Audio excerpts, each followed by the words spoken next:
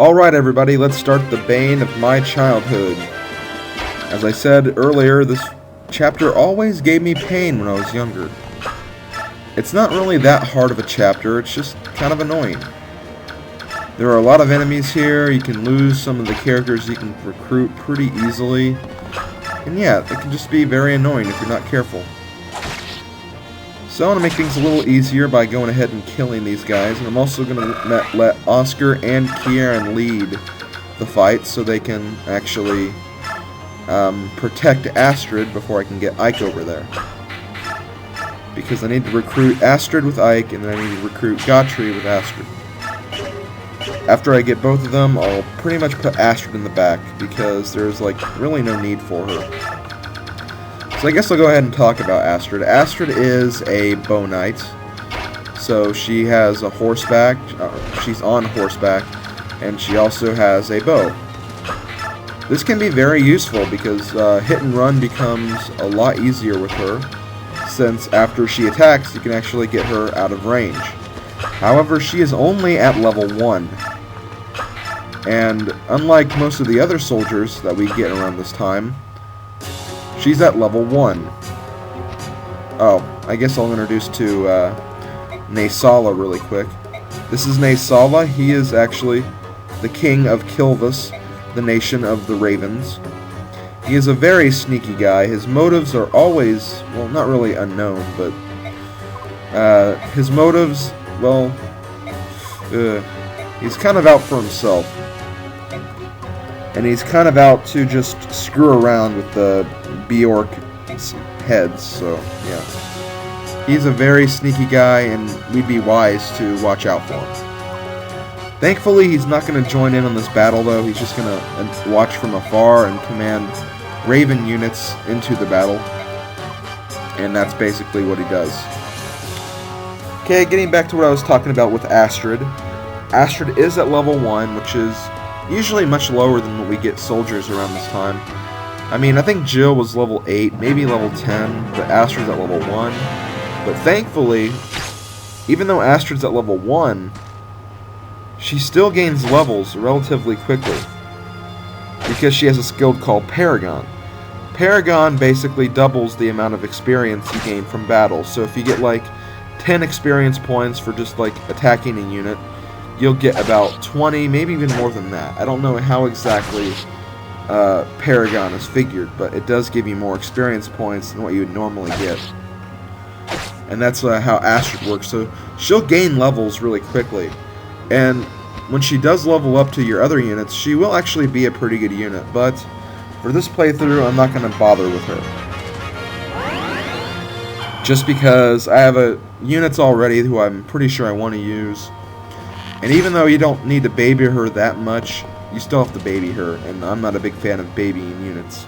Except for Rolf, who actually turns out to be really, really good. So yeah, don't be afraid if some of the enemy units end up killing some of the other units in this battle. Or, I mean, your allied units kill the enemy units. So, that being done, I can actually recruit Astrid now. Are you alright? Who are you? My name's Ike. I'm a man. But I will be using Astrid a little bit in this chapter just to lower enemy health. But really, I think I only really do that once.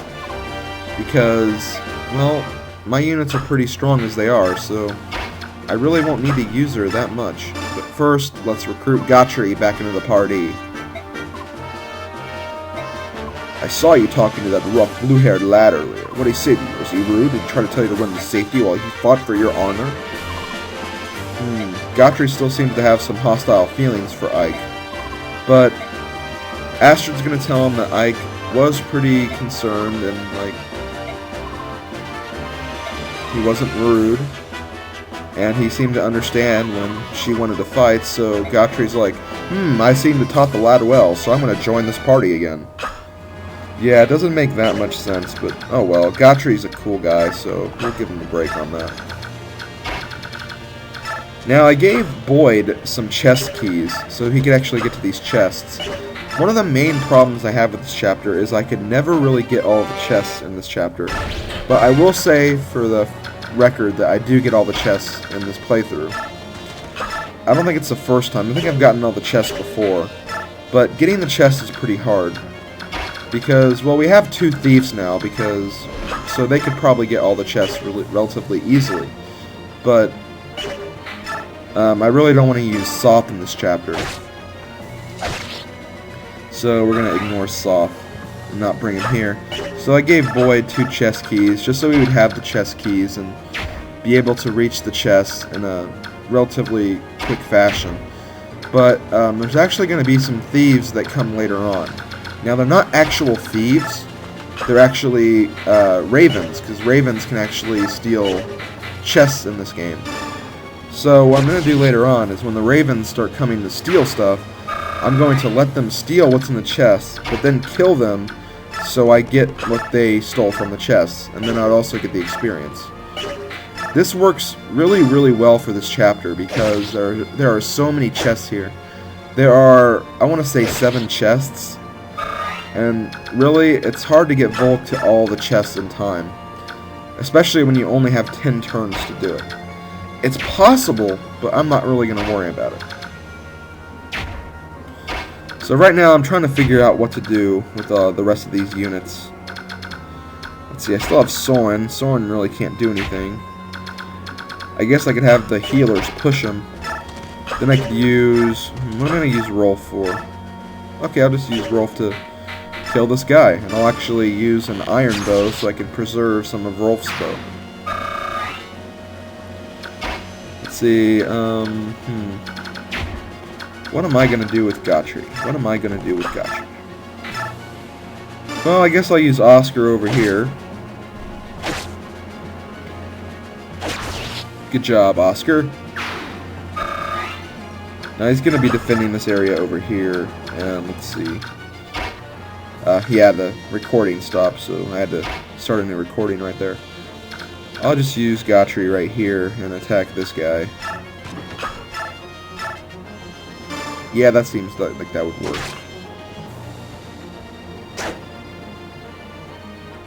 But how do I destroy this guy now? Well, I could use the Hark. But I think Soren could reach that guy if I shove him with Mist and Rise. Soren's a pretty light character, so he can easily get shoved relatively easily. So yeah, we made it here. I'm going to go ahead and use Thunder.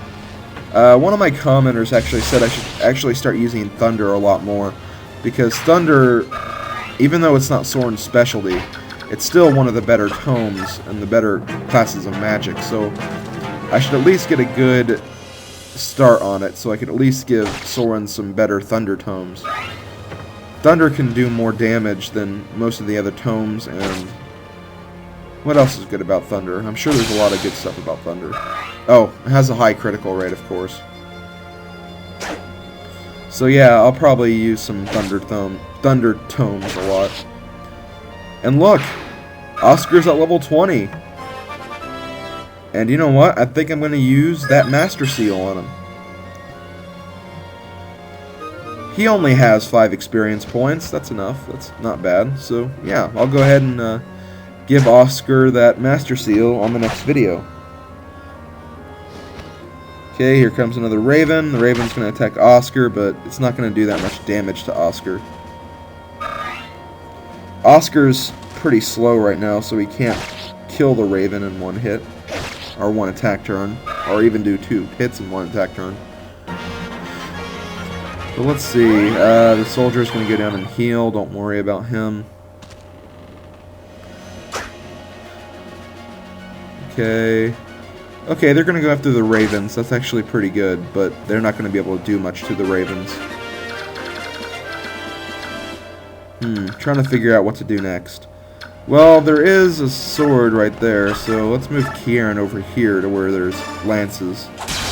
Whoa, critical hit with the axe. Hand axe. Not bad, Kieran. Okay, let's go ahead and take what's inside these chests. In this chest we have an L-Fire. Basically a more powerful version of fire spell. Well, I can't seem to get Gatrie over there, but oh well, I'll get him later. Let's see. I thought about attacking with Ike, but then I was like, maybe I shouldn't attack with Ike. But, I don't know. This can be a hard decision if I'm not careful. So right here I decided to use Astrid just to show off her attack animation. I love how Astrid is dressed in like full armor and that battle sprite, or battle, it's not really a sprite, it's more of a animation, the battle animation. But when you look at her portrait, she doesn't have a helmet, and I don't think she even has that much armor on either. That's one thing they did to fix the graphics in Radiant Dawn. They actually, for most of the characters anyways, they actually removed some of the helmets if they didn't have them. So Astrid, you could actually see her hair on her battle animation. But I need to go because the video's over. See you next video.